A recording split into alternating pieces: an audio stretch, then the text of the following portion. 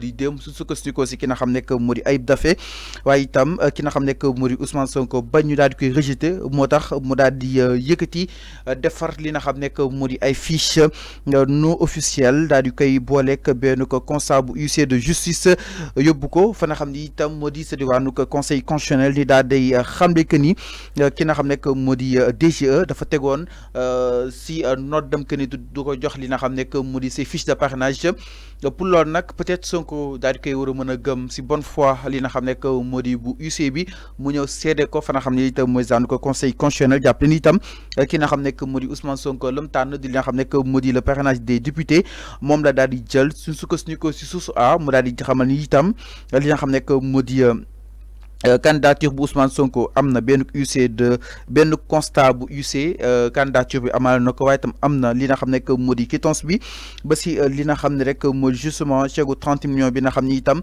joxoon nañ ko ginnaaw ba daal déposé li nga xam ne moo di caution am contrairement à Ousmane Sonko ki nga xam ne moo di Bassirou Diomaye Faye nag moom matal na li nga xam ne moo di dossier yi nga xam ni itam danañ ko daal di laaj fa nga xam ni itam mooy zaan ko conseil constitutionnel ma ni kon nag dossier Bassirou Diomaye Faye benn desouci yëpp rek daal di mat donc Bassirou Diomaye Faye a déposé au conseil constitutionnel un dossier complet suñ sukkandiku source a moo ñu ko daal di xamle bi nga xam ni itam moo ñu daal di xamle aussi ki nga xam ne moo di Bassirou Diomaye Faye moom mooy le numéro 2 bu parti Pastef waaye itam mu daal di tànn li nga xam ne moo di le parrainage des citoyens nga xam ne nag Bassirou Diomaye Faye moom moo daal di jël li nga xam ne moo di parrainage yu Pastef alors ñaari cas devant li nga xam ne moo di le conseil constitutionnel l'un peut-être mu am ay manquement donte sax waa Pastef jàpp neen amul ay manquement parce que def neen peut-être la leen yoon daal di sant def neen seenu fiche yoo xam ni itam ñeel na jëmale fa nga xam ni itam mooy zaanu ko conseil constitutionnel te jógewul fa nga xam ni itam mooy zaanu DGE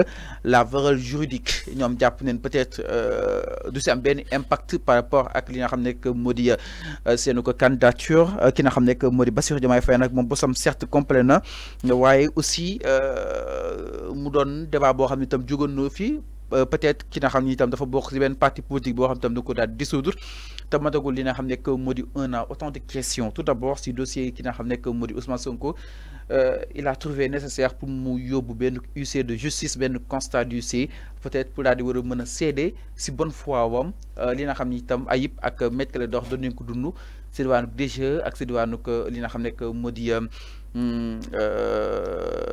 conseil caisse de dépôt et de consignation parce que lépp lu muy am moom mi ngi bind di rendre note.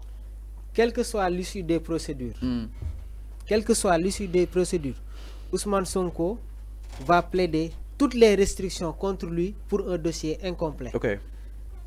Quelle que soit l'issue des procédures, Ousmane Sonko va plaider toutes les restrictions contre lui pour un dossier incomplet. Madame. Les arguments sont là. Madame. Maître Clédor Ciré Ly. Ok. Non, je vais commencer par Ayib. Ayib Daffé. Ayib moom moo dem fële nga xam ne mooy fan DGE. mu ñëw gars yi ne ko on n'est pas en service mu dellu Ayib xëyaat dem ñu ne ko heure pause la mu toog xaar ba heure bi jot mu ñëwaat ñu ne ko doo dugg. Ayib ñëwaat.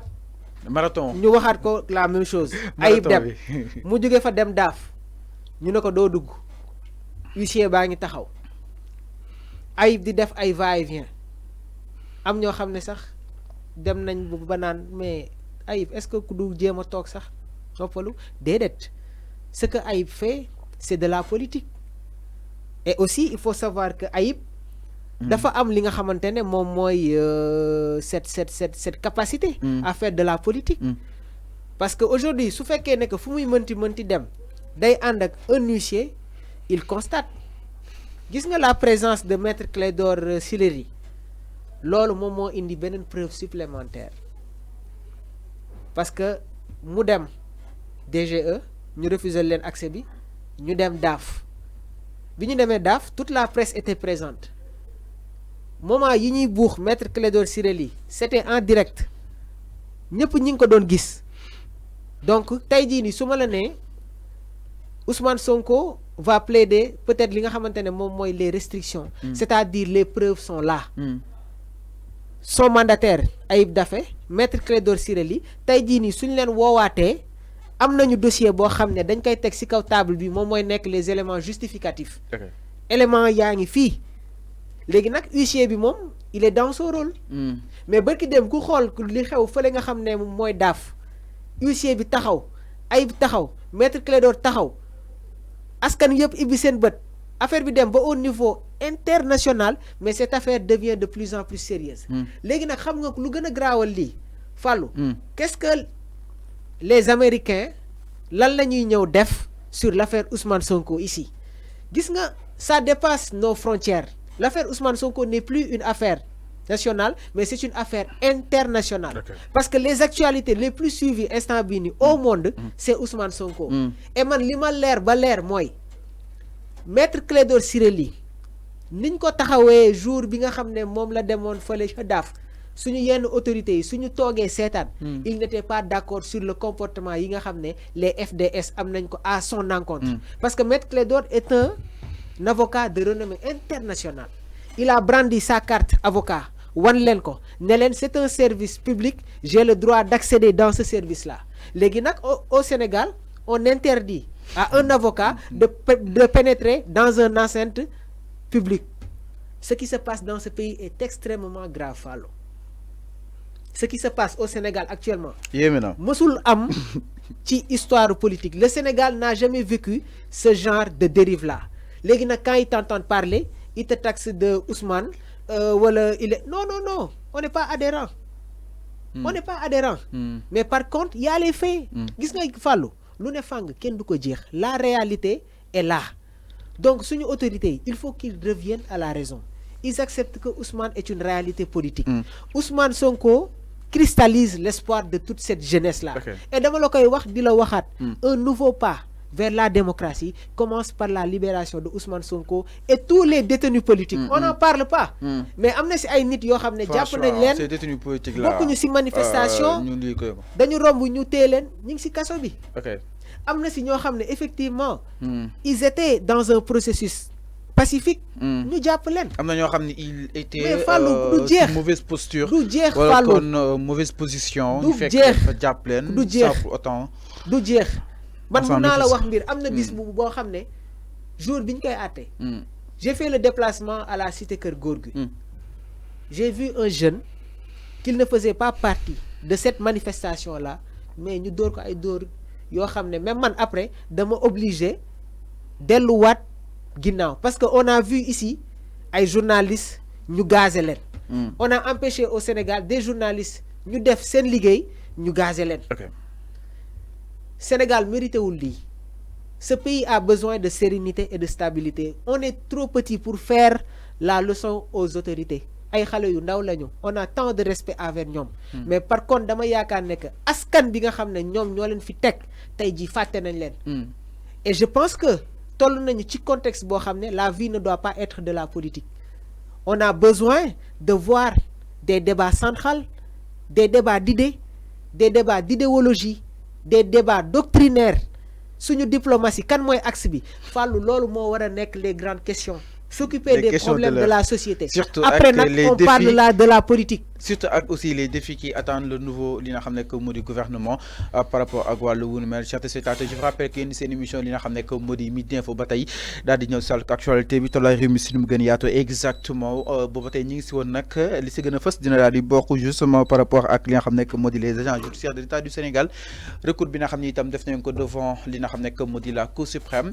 Cour suprême ban taxawaay la si daal di war a mën a am loolu lépp faram-fàcce nañ ko exactement donc ñu ngi woon fa nga xam ne itam mooy zaanu ko conseil constitutionnel mais aussi dafa am leneen parce que démb doon naa entretenir un entretien spécial avec le juriste Mbaye Cissé may xamal membre que ni ki nga xam ne que moo di Ousmane Sonko doit bénéficier de ces temps d'antenne fa nga xam ne itam mooy zaanu RTS par conséquent peut-on assister à une probable liberté provisoire justement jëmale si ki nga xam ne que moo di Ousmane Sonko exactement alors si toutefois sa candidature conseil constitutionnel daal di koy valider ñu bëri jàpp neen nii dafa war a bénéficier ces temps d'antenne alors dafa war a mën a mëne li nga xam ne que moo di sa campagne et tant d'autres et que li nga xam ne que moo di cette validation sera le synonyme justement d'une liberté provisoire. Ouais, mais Ousmane candidat là et la candidature. Mais si toutefois conseil constitutionnel validé.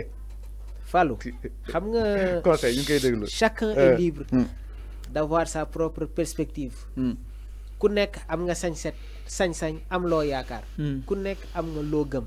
mais man dans ma conviction su ma ko tegee ci li droit bi wax teg ko ci li yoon wax. man dama gëm ne que Ousmane Sonko day nekk candidat sur les élections xam nga tu es en train de parler du cas de Bassirou Diomaye aussi. Attention moom son dossier est beaucoup plus clair hein. Matal na ay parrainage.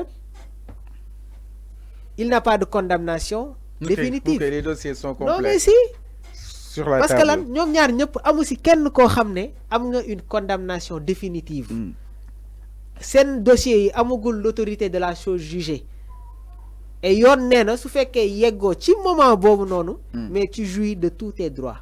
La candidature de Ousmane Sonko ne souffre d'aucune ambiguïté. loolu moom mooy la réalité. léegi nag su fekkee tey jii les candidats dañuy am un temps d'antenne à la radio télévision sénégalaise. mais effectivement il doit aller là-bas. ñu jox ko temps mu waxtaan léegi nag concernant liberté provisoire avant sax loolu fàllu il y a des actes yoo xam ne war nañ ko teg. ok gis nga président lu mënul régler amul des fois dañuy toog ci plateau bi fii maanaam le parti socialiste lu mu mënul régler amul. c'est évident fàllu ok dañuy toog fii maanaam le temps du parti socialiste biñ siy nekk dëgg au temps de Diouf les plus grandes revendications qu'on faisait dans le champ politique ont été acceptées durant le règne du président Diouf. Après nag le président Wade moom dafa ñëw wane beneen façon politique. moo tax ma ne la le parti socialiste ñoom ils avaient ce talent du mythe là. parce que am na fu dëkk bi doon toll dañ doon toog waxtaan ba lépp reveniraat à l'état normal. Avant-hier dama déglu benn confrère mu ne le deuxième mandat du président Sall n'a été que de la politique. Est-ce que réellement kaddu yooyu noonu soo ko analyser tey jii di nga si am benn aperçu que bu leer nañ moi je dirais plutôt oui. sooy xool le deuxième mandat a été seulement les jeux de la politique. Je vais réduire l'opposition à sa plus infection benn opposant génn gatsa di nga tontu ko si beneen côté bi mu nekk benn jeu politique. léegi nag suñu fekkee dañu nekk ci état de droit sëñ Fallou ni pouvoir di amee noonu la opposition war a amee. Un opposant s'oppose à la politique du gouvernement. Ousmane Sonko il s'oppose. Macky Sall en 2011 il s'opposait à la politique du gouvernement de Maître Wade, ainsi de suite. C'est une succession. On n'est pas dans un royaume ni dans un empire. Il doit y avoir de l'élégance politique à travers peut-être yenn actes yoo xam ne war nañ ko ci gis.